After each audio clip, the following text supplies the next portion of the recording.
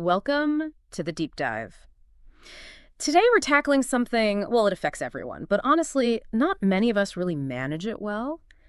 Your own medical history. Think about, that pile of lab results from last year, or maybe a discharge summary from a hospital stay. Are they actually filed? Like, could you find them fast if you really, really needed to? Yeah, it's a common challenge. Most people sort of rely on their doctors, maybe the hospital system, assuming it's all logged somewhere safely. Right.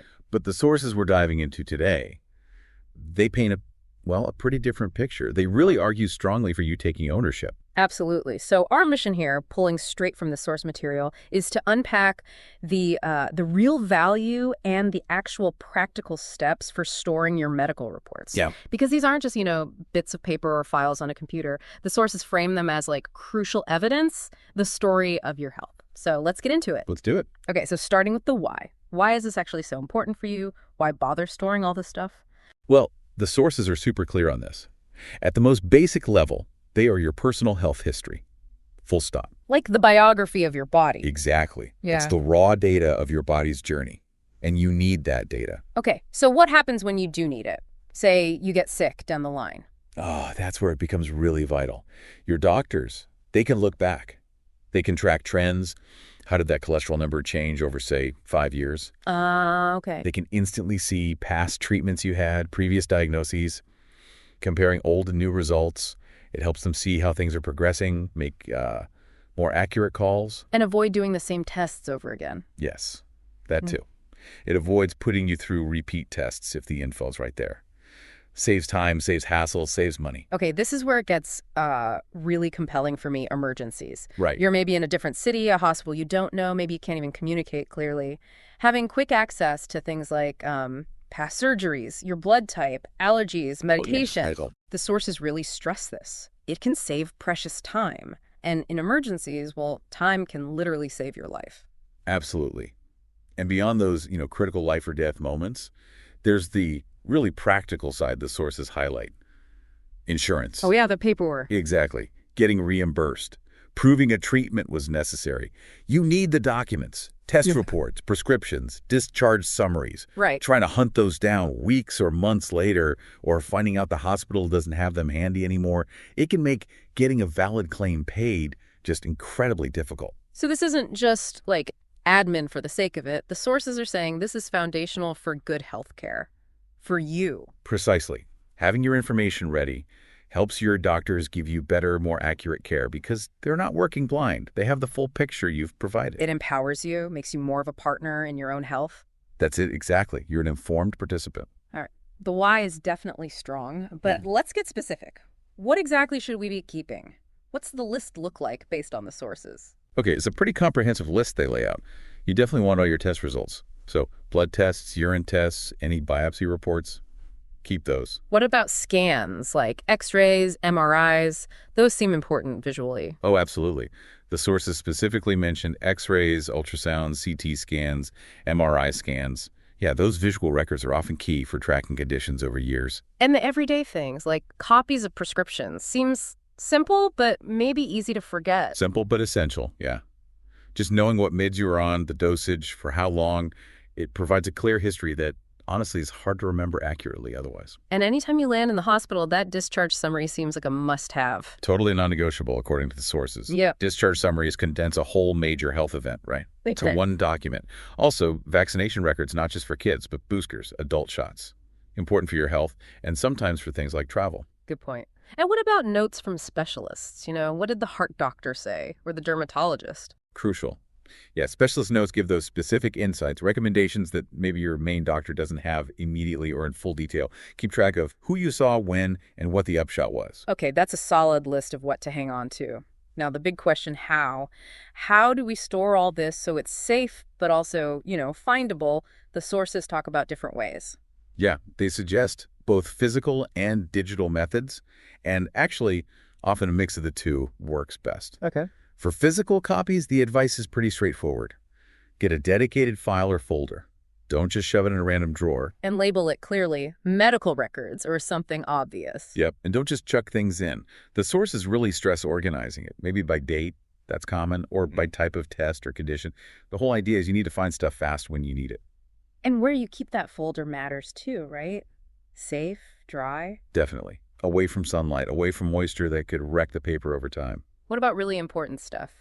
Or things with legal requirements? So for those, the sources mentioned maybe looking into off-site storage, places with climate control, security. And for home, a fireproof safe is a really good idea for that extra layer of protection against disaster. Okay, now digital, which seems way more convenient in some ways. Scan them or just take clear photos. Exactly. Scan or take good, clear photos with your phone. Make sure they're readable. That's key. And then store them where? Computer, USB cloud?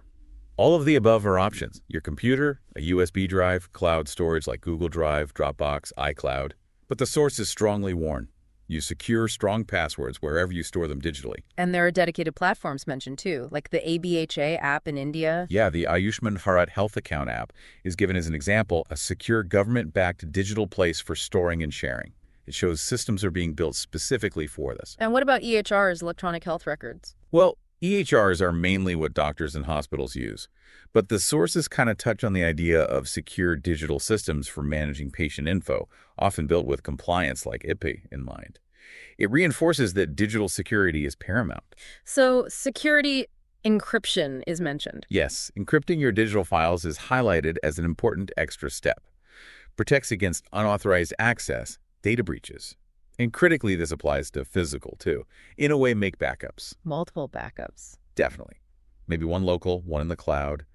Data loss is real. You don't want your only copy vanishing. So physical, digital, or maybe both. That seems to be the smartest approach, according to the sources. Keep copies of both digital and paper, but store them separately. So if one gets destroyed... You still got the other. It's a belt and braces approach. Makes sense. And practically speaking, keep the recent stuff handy, like the last year's worth. Yeah, that's a good tip from the sources. Records from the past year or so, recent tests, doctor visit summaries, maybe a quick summary of your family and personal health history. Keep that easily accessible. So you're not digging through ancient history for something from last month. Exactly. Saves a lot of frustration. Okay, storing is one piece, but the sources keep coming back to access. How do we organize these records so they're actually useful, not just a digital shoebox? Right. The goal is making information easy to find when you need it. So organize in a way that works for you. Chronologically, by date is simple. Or maybe group by condition all the diabetes stuff together, all the heart stuff together. Or by type, all blood work here, all scans there. Consistency matters more than the specific system. Totally. Pick one and stick with it. What's interesting is the detail the sources suggest adding to each file or report. Don't just file it. Add context. Like what? Include the date of the test or visit, the doctor's name, the hospital or lab name, and just a quick note, what was the diagnosis? Or what was the purpose? Like annual checkup, blood work, Dr. Smith, June 2023.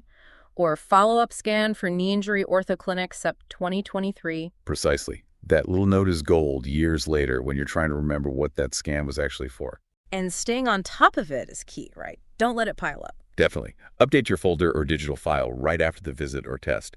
If you let a huge stack build up, it feels overwhelming and you lose that crucial context. It becomes a chore. File dividers, labels for physical files, digital folders, and naming conventions. Whatever helps you find things quickly. If you're managing records for your kids or parents too, separating by family members obviously essential. Or you can separate by type. Lab reports, imaging, hospital stays, specialist consults. Keep it simple, keep it consistent. That's the mantra. The easier it is, the more likely you are to actually do it. Now let's talk about what not to do. What are the common mistakes people made that the sources warn us about? Okay, a big one. Don't mix everyone's records together. If you've got your stuff, your partners, your kids, maybe your parents, all in one giant chaotic pile. Nightmare. Total nightmare. It becomes almost impossible to track one person's history accurately. Keep them separate. Okay, that makes sense. Now, this one seems counterintuitive, maybe. The sources say don't throw away old reports, even really old ones. Why keep something from, like, 10 years ago? Yeah, this is important because even old records tell part of the story. That X-ray from 5 years ago, it shows what things look like before maybe a condition got worse. The baseline. Exactly. Or a blood report from way back can show how gradually something changed. Doctors use this historical data to understand long-term trends, the progression of diseases. It's not useless just because it's old. It's historical evidence. Got it. Okay. And the final big don't. Don't rely only on your doctors or hospitals to have everything. This is super critical. The sources point out, look, hospitals and clinics have record retention policies. They don't keep your stuff forever. And those policies vary. They vary a lot, and they might be way shorter than how long you actually need that information. Always have your own backup. Yeah. Your personal archive, it's often the only guarantee you'll have access long-term. Right. Taking ownership again. Which brings us to family. If you're managing health for others, the sources suggest involving them. Yes, definitely. They talk about maybe setting up a master health folder, physical or digital, that covers parents, kids, yourself, centralizes things. And that's especially useful for chronic conditions that might run in the family, right? Diabetes, high blood pressure, thyroid stuff. Absolutely. Seeing everyone's history together can sometimes highlight patterns or shared risks you might otherwise miss. And teaching kids early, like where the vaccination records are. Yeah, making it a normal habit. They should know where that important family health info lives. And crucially, for emergencies, letting close family know where your records are kept. So important. If you can't speak for yourself, someone needs to know exactly where to find that vital history we talked about. Allergies, meds, past surgeries. It creates a known, accessible point person or place for essential info. Exactly. For the whole family's peace of mind, really. Okay, so we've hit the why, the what, the how, organization, mistakes. Let's circle back. Why keep these records for the really long haul? What's the ultimate payoff? Well, as the sources keep emphasizing, lots of conditions, especially chronic ones, need monitoring over years, decades even. Your records are that timeline. And we keep saying it, but emergencies, where history is just vital. Absolutely crucial. Yeah. Plus the practical stuff, again, insurance claims, maybe disability documentation.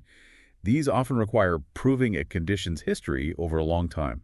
What about second opinions? Or seeing a new specialist? Huge advantage. If you walk in with your complete organized history, they have everything they need right away. Saves time, ensures they get the full picture without waiting for records transfers, which can take ages. Right. And the sources also mentioned just being aware of those official medical records retention periods. Knowing how long providers have to keep them reinforces why your copy is so vital. Plus, knowing your rights about accessing your records. Yeah, understanding those limits from providers really drives home why your personal archive isn't just a nice to have. It might be the only complete long-term record you can actually access. Precisely. It puts the control, the access back in your hands. Well, this has been, I think, a really vital deep dive into storing medical reports. Feels essential. Definitely. We've seen why it matters so much. Your history, future care, emergencies, insurance, all of it. We listed out the key report types to keep labs, scans, notes, the works. We dug into the how-to physical files, digital storage, the importance of organizing clearly, backing things up using security like encryption. And flag those common mistakes. Yeah. Don't mix records. Definitely don't toss old ones. And please don't rely only on your providers. Plus, bringing your family into the loop and the solid reasons for keeping this stuff long-term. Yeah, the core message coming through from all the sources is really clear, isn't it? Well-kept records mean well-informed care. They're framed not as a burden, but as a vital tool in your healthcare journey. It's really an investment in your own future health. So let's leave you, our listeners, with this final thought, building on all this. If your medical records truly are the story of your health journey, what chapters might be scattered right now? Maybe lost, maybe unwritten, just because those records aren't organized or accessible. And maybe think about what the simple act of gathering and organizing them actually reveals about the narrative you're actively building for your own future well-being.